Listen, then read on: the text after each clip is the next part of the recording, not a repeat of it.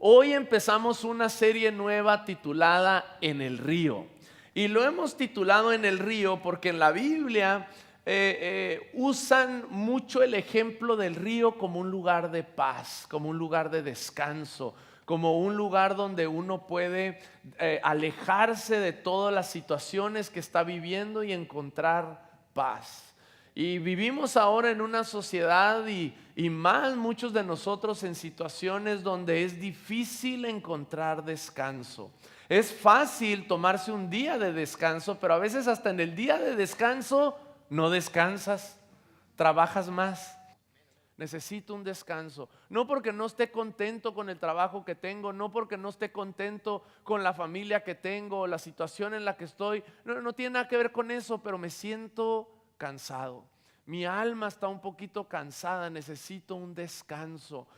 Y antes de empezar y de ir al versículo en el que vamos a estudiar hoy, quiero que veamos tres cosas como introducción que son muy importantes que queden en nuestro corazón y en nuestra mente como un conocimiento claro acerca de qué creemos nosotros del descanso. Punto número uno. Punto número uno es: el descanso es importante para Dios. Es sumamente importante para Dios el descanso. Fíjense, en la Biblia, en el libro de Génesis, nos describe cómo Dios creó todo. Dice que el primer día hizo esto y el segundo día, y bueno, estaba chambeando y chambeando. Ahora nuestro Dios es todopoderoso, no se cansa, pero el séptimo día descansó. Dios el séptimo día lo incluyó como su proceso. Yo hice esto y se nos describe algo, nos da un ejemplo. No descansó porque él estaba cansado, descansó porque estaba dejando un precedente para todos nosotros, sus hijos. Descansó porque Dios es un Dios que nos da el ejemplo. Descansó porque Dios es un Dios que no te pide algo que él mismo no haya hecho. Dios descansó. Tanto fue el impacto que en aquellos tiempos, cuando el pueblo de Israel era el único pueblo que reconocía a Jehová como el único Dios soberano, la cultura de Israel fue impregnada por esto y ellos mismos guardan y celebran este día que le llaman el sábado, ¿verdad? En la cultura judía no se hace nada el sábado, nada. Tienen que dejar todo listo un día antes, no se puede trabajar. Fíjense a qué grado es esto del descanso, que ni la gente, ni los rabís, ni los que estudian la palabra no pueden ni leer la palabra ese día en sábado. Así de estricto es. Es un día donde es descansar, porque para Dios es importante el descanso. Es importante el descanso. Muchas veces sentimos que venimos a la iglesia a ver lo que tenemos que cambiar y la nueva disciplina y estas nuevas reglas y bueno, dejar el pecado y todo esto. Y sí, todo eso le importa a Dios, pero fíjense, de la misma forma a Dios le importa nuestro descanso. Nuestro descanso. También, y como parte de introducción, es interesante saber que Dios crea lugares de descanso. Él es el que crea lugares de descanso. Y hoy, por ejemplo, estamos rodeados de una belleza natural, una creación del Padre. Él nos ha creado un mundo en el cual podemos encontrar lugares de descanso. En un árbol, los cielos con las nubes, en un atardecer, aquí en San Diego ir en un kayak, remando, lo que hacemos cada fin, pues. Un lugar de descanso. Él creó un mundo donde el mundo casi hasta parece. ¿Y este lugar para qué sirve? Para descansar. Yo me acuerdo cuando estábamos en la escuela y de cierre, ¿verdad?, de secundaria, nos llevaron a todos a Yosemite. Es la primera y la única vez que he ido. Quiero regresar, pero me acuerdo cuando llegamos ahí, nomás nos bajamos de la van y se siente diferente. Estaba el río, estaban los árboles, lo fresco. Y en el viaje todo el mundo haciendo un desastre, ya saben, aunque éramos muy bien portados en la secundaria. Pero nomás nos bajamos de la van y era algo diferente. El ruido que se oye es un ruido no que te molesta, pero que te tranquiliza. El aire, todo es un lugar de descanso. Dios mismo en lo que se ve crea lugares donde puede uno descansar. Pero también es muy común que nosotros se nos pasen esos lugares, se nos pasen esos momentos. No nada más a la gente que no es cristiana, pero hasta nosotros mismos como cristianos a veces somos gente que no podemos encontrar lugares de descanso. Y tenemos que entender lo importante que es que Dios crea lugares de descanso. ¿Por qué? Porque Él nos los hace a nuestra medida. Él sabe lo que a nosotros nos hace descansar, Él sabe lo que necesitamos. Miren, un ejemplo chistoso es, hay semanas donde para mí son bien pesadas. Todos tenemos esas semanas pesadas donde o algo salió mal, o yo la regué en algo y ya me regañaron en el trabajo, o esto no salió bien y tengo que trabajar horas extras, y bueno, en la familia alguien se enfermó y ahora hay que dar, y es mucha presión, mucho trabajo, y no puede uno descansar. Y para mí, yo me subo en mi moto y le acelero. Y bueno, algo sucede en mi interior. Y voy hecho la mocha y me tranquiliza, encuentro un descanso. Y entre más rápido le doy, más libre me siento. Cuando paso las 100 millas por hora en moto, empiezo a alabar al Señor así: Jesucristo basta. Y luego subo a 110 millas por hora y digo: Señor, me acuerdo de tu palabra, en paz me acostaré y así mismo dormiré, solo tú, Señor. Luego ya como en 121 ya estoy hablando en lengua santa, rabashandra. Y luego ya en 194, sí, ¿verdad? No se crean, no se crean, sí, no se crean. Pero a mí me descansa eso. Ahora, si un día yo veo estresada a Cris, o sea, así que no puede, que quiere descansar, y le digo: vente, déjame, te doy un viaje por moto. ¿Tú crees que ella va a descansar? ¿Va a salir así? Dios sabe lo que cada uno, lo que cada quien necesita para encontrar descanso. Y es importante saber eso porque Dios crea lugares de descanso específicos para ti y para mí. Para ti y para mí. Cuando nosotros nos estamos acercando a Dios, nos estamos acercando a Él porque encontramos lugares de descanso. Y cuando estamos muy agobiados, cuando estamos muy presionados, es un indicador. Cuando no hemos podido descansar, es un indicador que no nos hemos acercado a Dios. Porque el acercarnos a Dios nos garantiza un lugar de descanso, de descanso. El último punto en esta introducción es: debemos plantar nuestras vidas junto a un lugar de descanso. Debemos plantar nuestras vidas junto a un lugar de descanso. La Biblia nos cuenta las historias de Abraham, Moisés, David, Gedeón, hasta Jesús. Nos cuenta de una manera cruda temporadas difíciles que vivieron cada uno de ellos.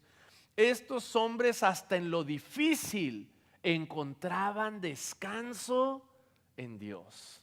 No cambiaban toda su situación, no corrían de su situación. En su situación buscaban a Dios y ahí encontraban descanso.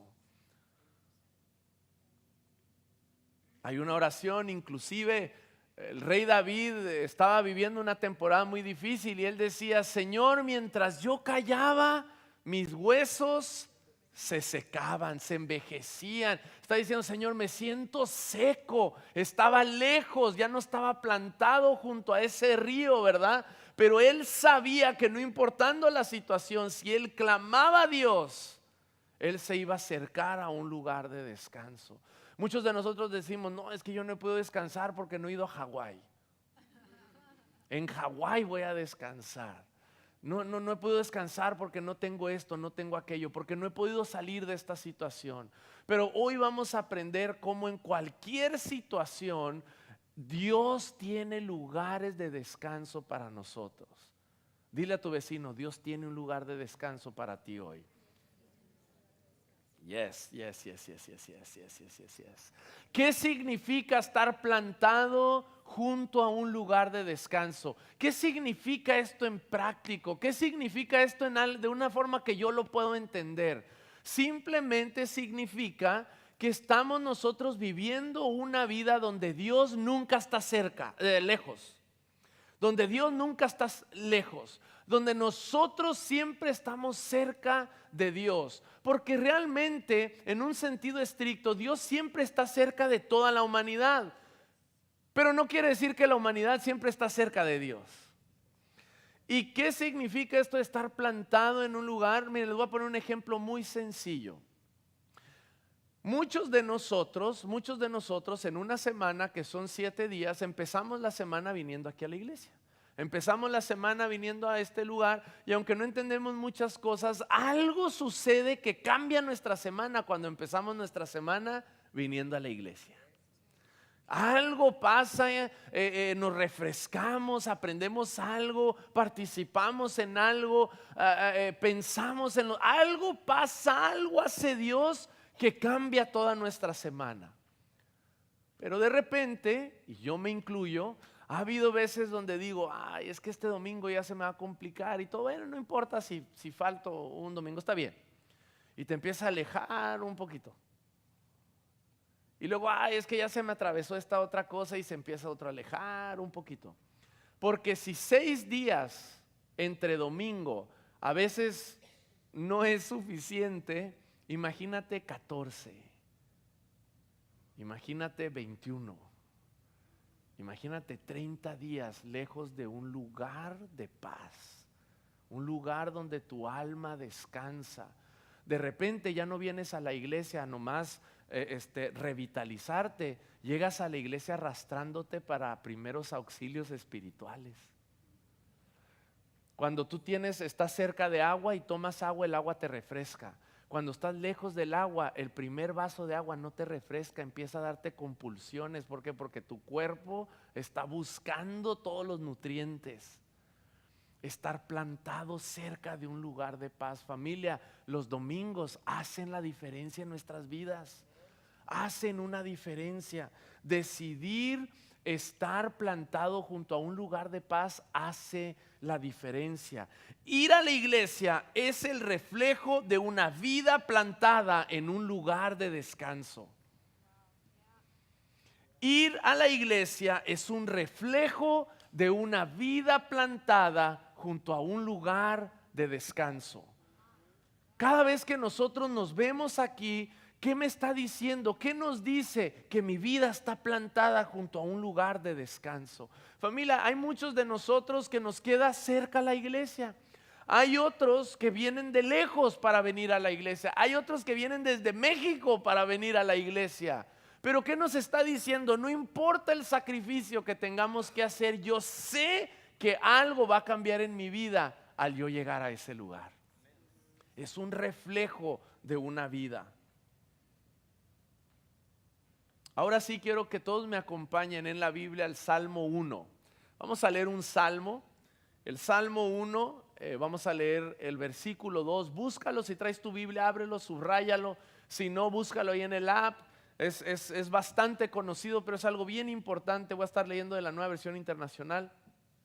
Este fue, yo creo, el tercer versículo que me sé de memoria.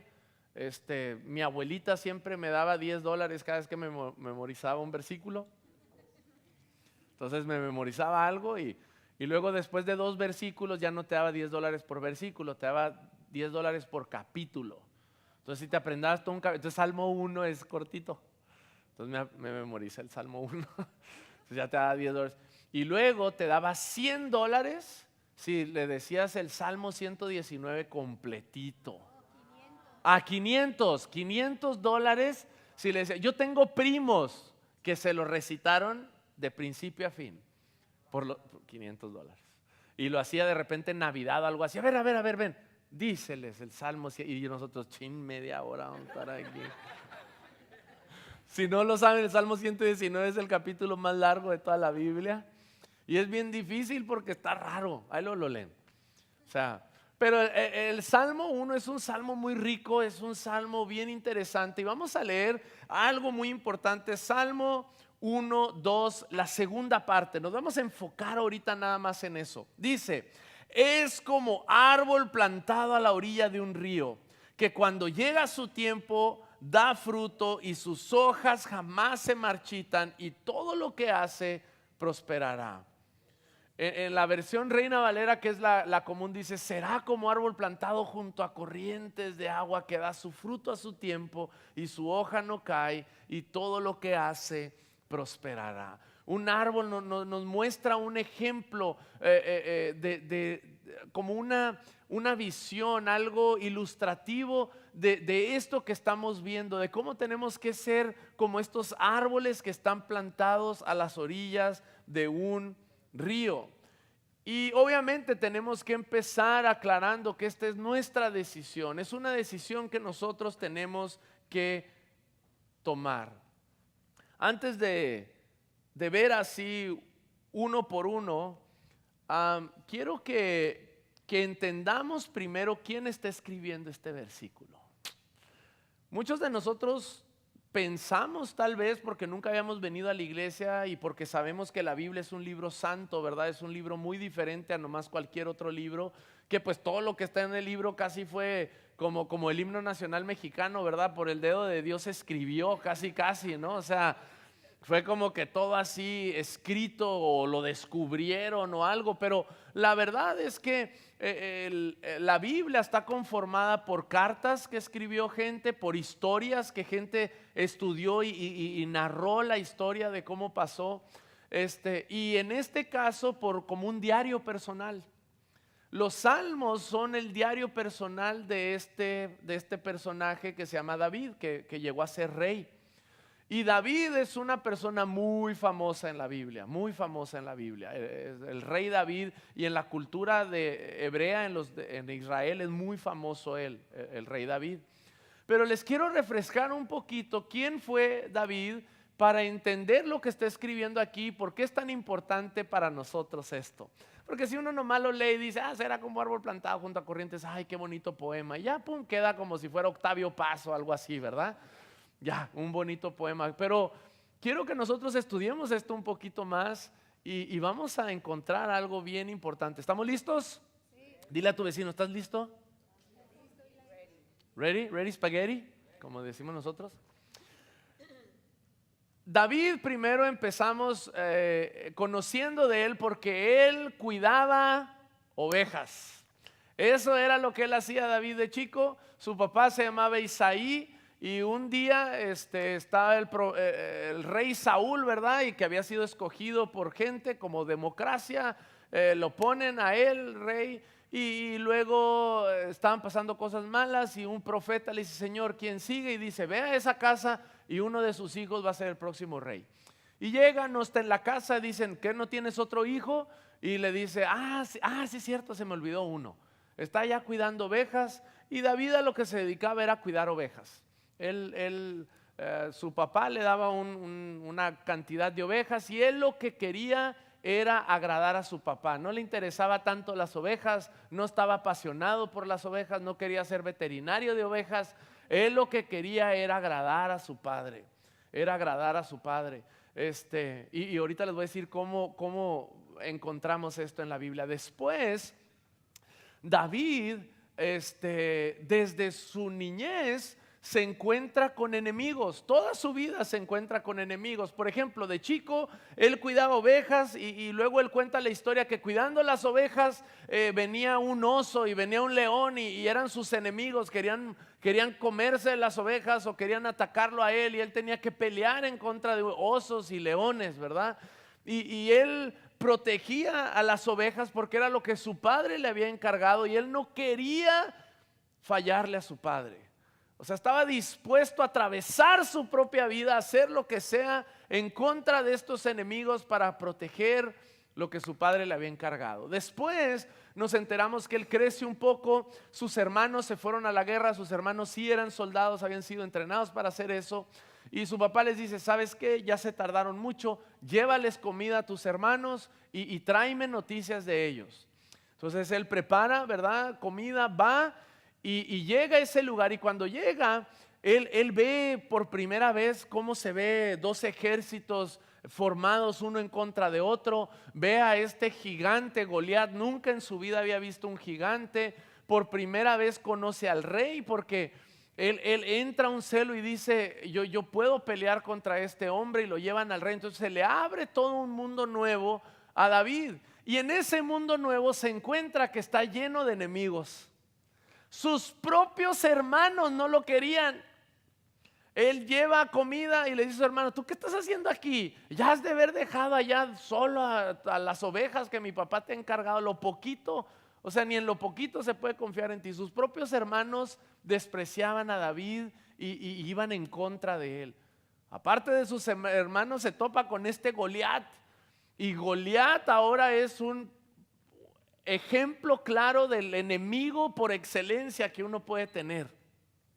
Va y le dice al rey, yo quiero pelear con él. Y dice, bueno, si tú le ganas, te puedes casar con mi hija, y eso quiere decir que tú sigues para ser rey, que tú vas a ser príncipe.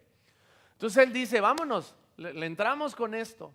Y llega contra Goliat, y Goliat le dice, no, hombre, es como un perro. Dice, te voy a deshacer. Y entonces David pelea contra él, le gana. Es una gran victoria para el pueblo de Israel. Y termina con así, o sea, con esa victoria en su camino para ser rey. Ahora, la misma persona, Saúl, que era rey en ese entonces, que era la persona que le había prometido a su hija, que era la persona que más agradecida debería de estar con David, se convierte en enemigo de David. Lo trata de matar. David tiene que huir. Tiene que irse y bueno, en otra etapa de su vida, ahora ya como campeón, ya como soldado, ya como, o sea, el vencedor de gigantes, se encuentra que hay más enemigos de ese lado también. Entonces no nomás cuando era chico y cuidaba las ovejas tenía enemigos con los leones y los osos y eso. No nomás cuando quería ayudar y ser parte de algo un poquito más grande se encontraba que hasta su propia familia había enemigos y otros enemigos de gente que lo odiaba, que nunca lo habían conocido. David nunca había visto a un filisteo en toda su vida. Y cuando él llegó se dio cuenta que había miles de filisteos que lo odiaban. Y luego por fin gana, es campeón, su pueblo celebra y todo, y su propio rey, su propio gobierno lo empieza a odiar, empieza a tener estos enemigos. Se encuentra en situaciones muy difíciles David, donde siempre estaba rodeado de enemigos, de gente que cuando él quería hacer algo bueno venían a su contra. Y esto es una parábola muy interesante porque vemos lo mismo en la vida de Jesús. Jesús, aunque claro que nos ama a ti y a mí, en Juan 3:16 la Biblia es muy clara, dice, porque de tal manera amó Dios al mundo, ¿verdad? Que ha dado su único. Entonces el que ama a la humanidad es Dios, pero Jesús cuando vino aquí, lo que Jesús quería hacer era darle placer a su Padre. Claro, Él nos quería venir a ayudar y a enseñar y a hacer milagros, pero esa no era la misión número uno de Jesús. La misión número uno de Jesús era agradar al Padre. Agradar al Padre por encima de nuestras necesidades. Ay, pastor, es una palabra fuerte, se las compruebo. Los discípulos tenían miedo, se estaba armando esta revolución y todo, y a Jesús no lo hallaban. A Jesús no le importaba calmarlos, no le importaba darles palabras de afirmación, todo va a estar bien y todo. Aunque Jesús sabía que estaban viviendo tiempos bien oscuros, Él se fue a orar, a estar con su Padre. Estaban en una barca y estaba una tormenta y todo, y dice que Jesús estaba dormido. A veces no parece que tenemos un bronconón y ya tenemos a Jesús en nuestro corazón y parece que Jesús está, bueno, ahorita entramos en eso. Pero Jesús quería agradar al Padre y entre más cosas buenas hacía Jesús, ¿no parecía que más enemigos tenía? ¿No parecía que era menos factible encontrar un lugar de descanso? En un tiempo hasta Jesús mismo dice, oye, hasta los coyotes tienen sus guaridas, yo no tengo ni una almohada. Eso dice, es más, dice, no tengo ni una piedra en donde poner mi cabeza. A veces queremos hacer cosas buenas, hacer cambios y parece ser que menos lugares de descanso encontramos. Y yo te quiero hablar de este David porque él ahora ya es rey y ahora como rey él vive muchas cosas. No era un hombre perfecto, él la riega. Dios le dice, mira, necesito que vayas a la guerra. Y él dice, ay Señor, es que ya fui el domingo pasado, ya para qué voy otro. Ya fui a una guerra, para qué voy a otra. Se quedó en un lugar lejos de descanso y en ese lugar él es tentado y él cae en una tentación. Él ve a la mujer de uno de sus generales, ¿verdad? De uno de sus soldados, la toma para él teniendo pues todo en su acceso, ¿verdad? Y él cae y ahora él con sus acciones se hace enemigo hasta de Dios. Qué difícil vida, qué difícil encontrarse en este lugar donde por más bien, por todo lo que uno está tratando de hacer, el trabajo de salir adelante, de querer algo mejor, no nada más para mí, pero para mi familia, para mi gente, cada vez nos encontramos con menos lugares, menos oportunidades de descansar. ¿Alguien aquí se siente así? Esto puede sonar como alguien de nosotros. O sea, ya sé que este hombre, Rey David, vivió hace cientos de años y ya se murió y todo, pero ¿a poco no repetimos muchos estas situaciones? Muchos de nosotros buscando una mejor situación, buscando una mejor vida, tratando de echarle más ganas. ¿A poco no sentimos que tenemos más gente en contra?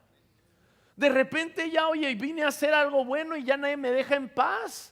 Ya no tengo dónde descansar, no tengo, lo único que estoy tratando de hacer es algo bueno, es salir adelante. Y a veces, ¿a poco no nos ha sucedido que hasta no queriendo a veces por un error fallamos en cosas que sabemos que estuvieron mal y ahora hasta sentimos que ya ni con Dios nos podemos acercar?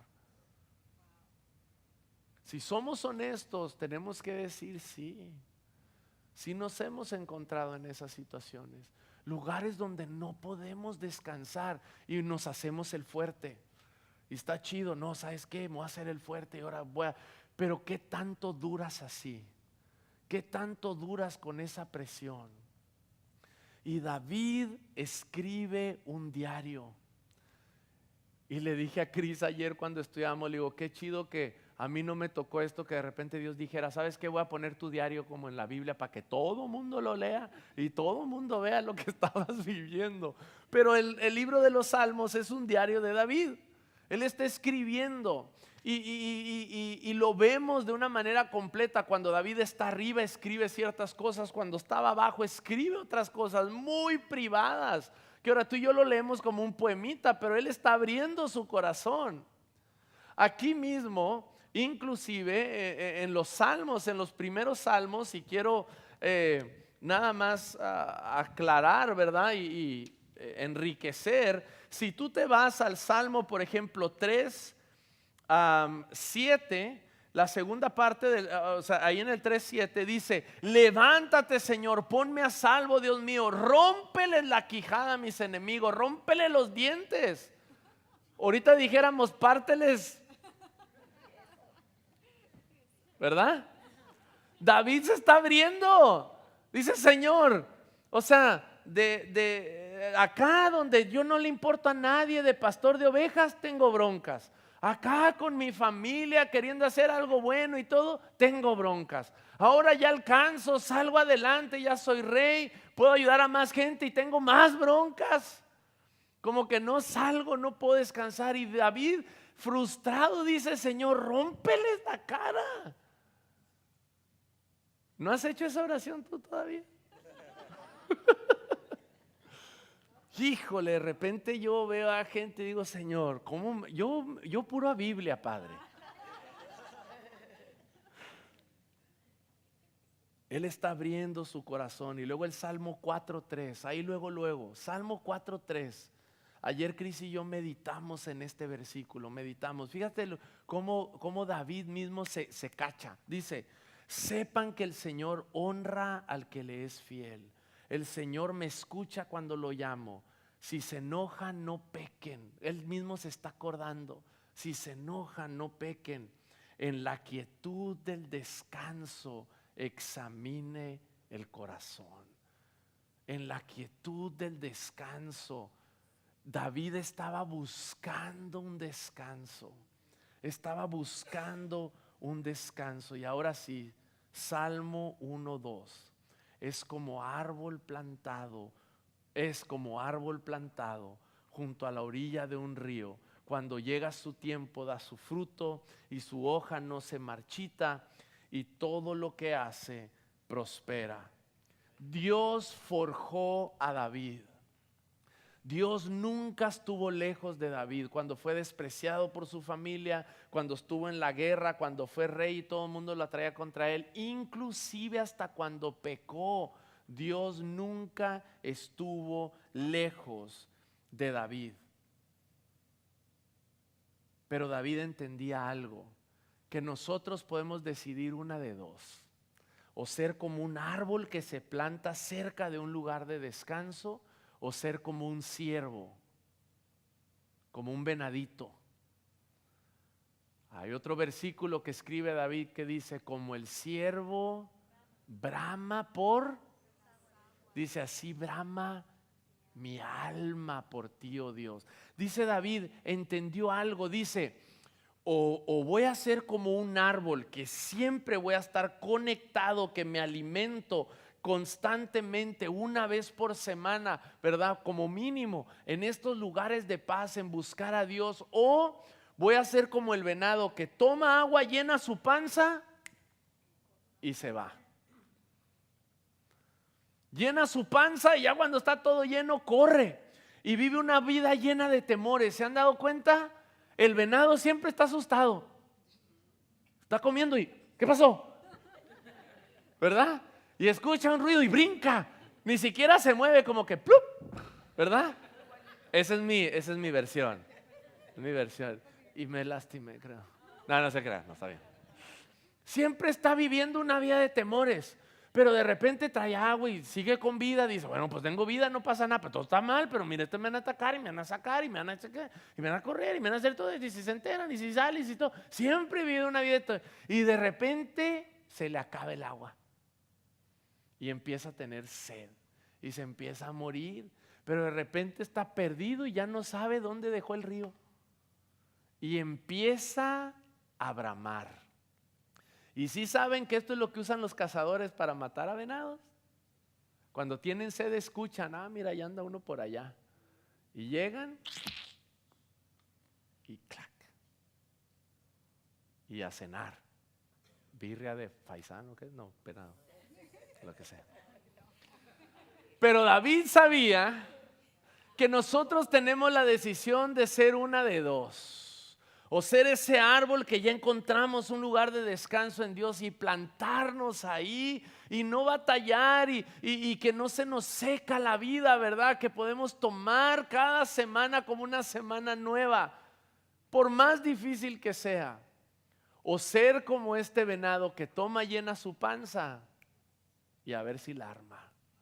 Un árbol está confiado porque sigue creciendo y sigue creciendo y sigue creciendo y sigue creciendo y no le teme a esto de que, híjole, iré a durar o no.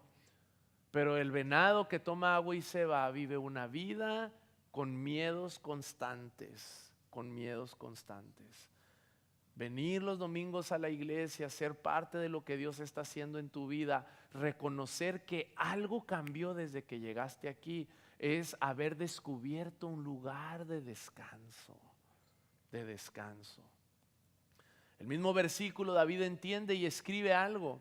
Dice, cuando llega su tiempo da fruto y sus hojas jamás marchitan. Entendió algo viendo el árbol. Dice, cuando estás en un lugar de descanso, Dios no te está demandando que siempre estés produciéndole algo, que siempre estés dando fruto. No, muchos de nosotros sentimos que cuando llegamos a la iglesia siempre me van a estar demandando algo más y algo más y otro día y otro día y otro más. Pero David entendió que la verdadera paz que viene de Dios tiene sus tiempos. Habrá tiempo donde vamos a trabajar y a echarle ganas y a ser estirados juntos como familia. Pero luego hay tiempos donde Dios dice, no es tu tiempo de chambear. tienes que descansar. Señor, pero estoy preocupado, no he dado fruto. Es que no es tu tiempo. Descansa, no es tu tiempo. Dice, da su fruto a su tiempo. Muchos de nosotros se nos frustra, ya quiero más, ya. Y Dios nos dice, descansa, descansa, nos está cuidando, nos está protegiendo. Pero luego agrega esta segunda parte que dice, y su hoja no caerá, y su hoja no se marchita. ¿Qué quiere decir esto? Hojas marchitándose quiere decir que el árbol está enfermo, que se está muriendo el árbol, se está secando. Y entonces tenemos que ver la diferencia entre nuestra temporada de dar fruto y estarnos muriendo espiritualmente. Dios está muy bien con que tú descanses, con que no es tu temporada de dar fruto, pero está muy mal que te me estés muriendo. ¿Verdad que sí? Que de repente, aunque estás tan cerca, no nos ha pasado que estamos en iglesias y hay gente que viene a la iglesia siempre y todo, y está ahí en la iglesia y sabe de Dios y todo, y como quiera no encuentra descanso. Dice, da su fruto a su tiempo y su hoja no cae, porque fruto es el resultado, pero la hoja es señal de vida y de salud. Es nuestra conexión con Dios. ¿Cuántos de nosotros antes de venir a la iglesia no teníamos esa conexión con Dios? Y ahora aquí tenemos una conexión con Dios.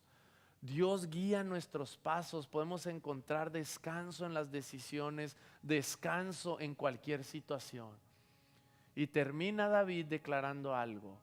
Dice, y todo cuanto hace, prospera.